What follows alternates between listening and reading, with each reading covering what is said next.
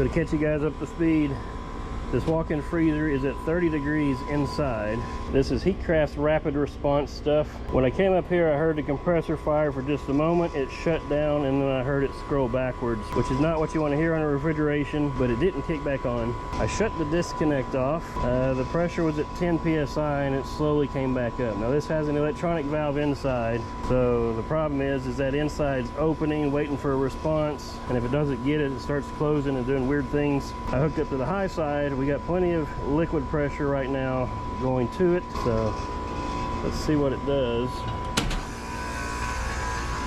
Probably going to pump down and shut off again.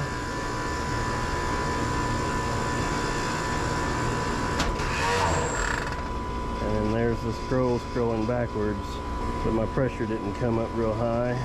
So the scroll is not losing all the high side pressure back to the low side. I'm wondering if this still has the time delay on here.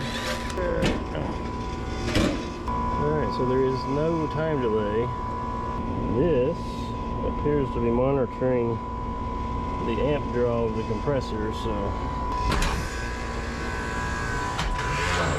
Alright. This goes to the evaporator. I'm going to shut that evaporator off for a moment. There's an issue on the models that have the time delay where if this doesn't respond quick enough, the valve shuts back down, but then your time delay times out, kicks the contactor in, but now the valve's closed, so it shuts back off and it repeats that vicious cycle. I don't know if we have something like that going on right now. There is no time delay up here, but there could be something else going on that started that problem. So we're just going to reset everything and see what happens first. So what's happening right now is this pressure coming back up because the evaporator has no power. That valve should be closed. Everything's bleeding back through this scroll. It's pumping down and then slowly letting the pressure come back up. So I wonder if it's done this over and over, overheated, shut down, and then the smart response system, when it wasn't getting the pressure drop that it was expecting, was opening, closing the valve, and just made a giant snowball. So let's kick the evaporator back on. We'll probably have like a 60-second time delay usually. I'm hoping in a moment the pressure will just start climbing really high when that expansion valve opens. We have to go down and see what's going on with this valve. That's lovely. Then we come down and we find it's in defrost. So this is the rapid response board. Right now it's in pump down. I just cleared the power. So if we got a monitor, that's the superheat. It's not running. That's how many steps the expansion valve's open. 0, so it should be closed. That's your suction temperature, right? Yeah, suction temperature is currently 30. Saturated temperature, based on the pressure, -22. You can hear that scroll turning backwards from down here.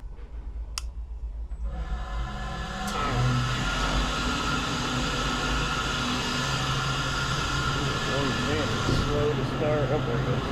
Alright, so I just hit the reset time to clear that time delay.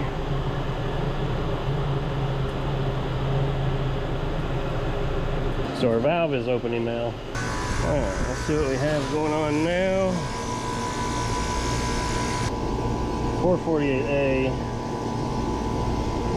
We're at the condenser. We'll measure the superheat at the condenser anyway.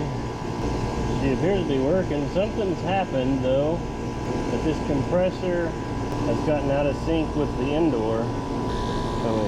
We're a freezer, so yeah, we're going to start icing up.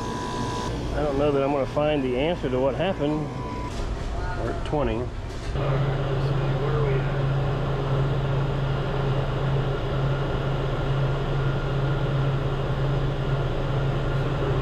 That's 6.